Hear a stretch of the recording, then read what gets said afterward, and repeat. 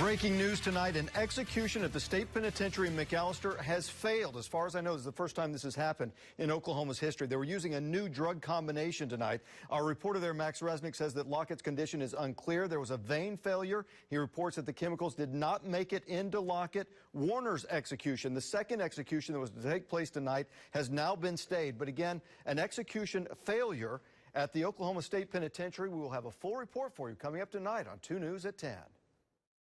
So how does an execution fail? Tonight we reached out to a medical expert for perspective. Dr. Jonathan Groner joins us now via Skype from Ohio, from The Ohio State University. And the question is, you know, prisons like the one here in Oklahoma are now having to change some of the drugs that they use in executions.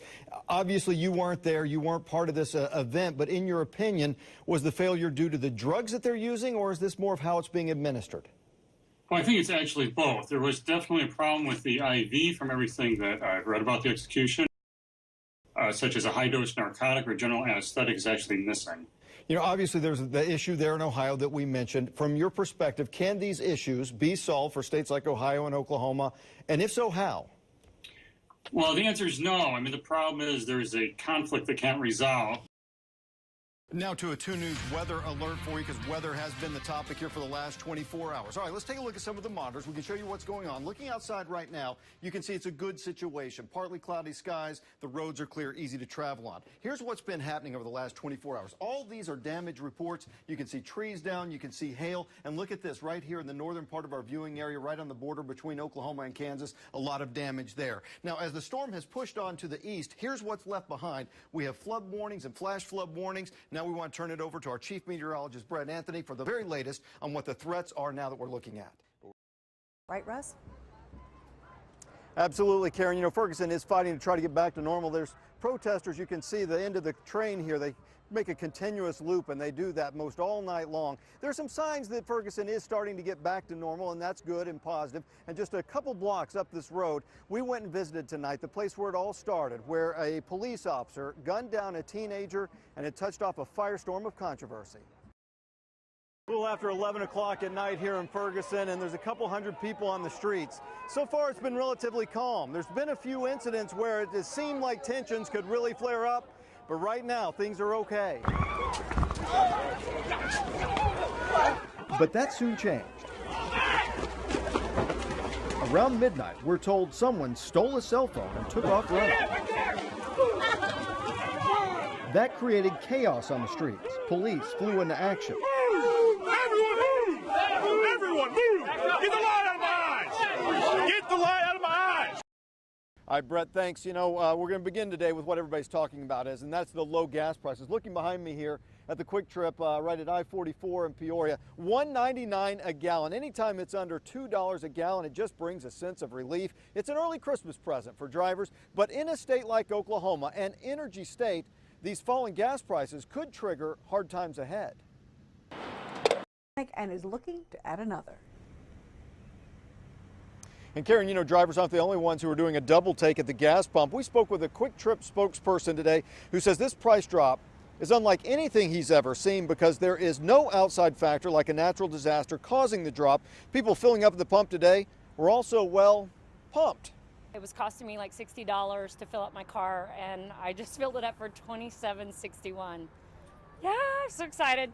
Yeah, a lot of people are excited. Quick Trip expects prices to continue to drop over the coming weeks. You know, these low gas prices arrive just in time for the holidays, but that also means there's going to be a lot more people out on the road. In fact, according to AAA, 838,000 Oklahomans will be traveling by car for the Christmas holiday.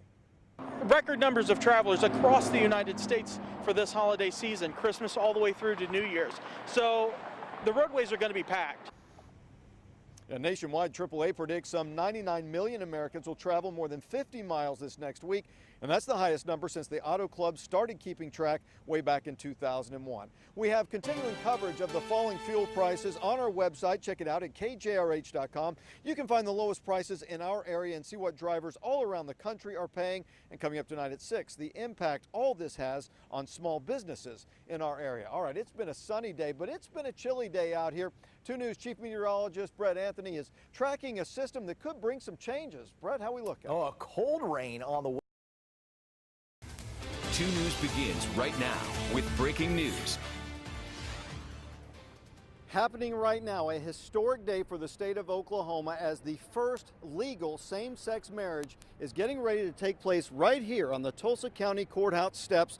You can see a big crowd has already gathered. The day began with the Supreme Court refusing to hear a case involving the state of Oklahoma. That has huge implications for our state. It also opened the door for the 10th Circuit Court of Appeals to lift the ban on same-sex marriage. I want to bring in 2 News anchor Max Resnick. He has reaction today from the couple that's getting married. And Max, they have been the face of gay marriage in Oklahoma for the last 10 years.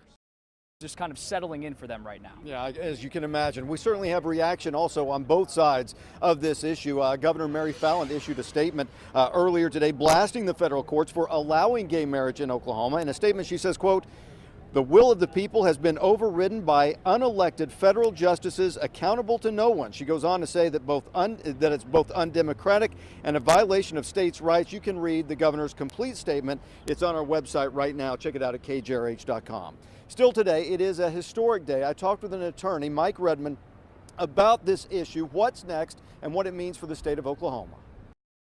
Well, the weather is causing massive delays. We're out at Tulsa International Airport. We've been here most all day long, and there have been major problems through the center part of the country, from Texas on up into Oklahoma, into Kansas, where they're supposed to play a playoff baseball game tonight. That's been canceled due to the weather, and the weather problems continue all the way on up into Chicago. Major delays at airports across the country, including Tulsa International. If you're flying out tonight, you definitely are going to want to call ahead to make sure your flight is still going out. We talked to one woman who was trying to make her way to Corpus Christi. She was told it may be Wednesday before she makes it there. That's how bad this storm is affecting airports across the country.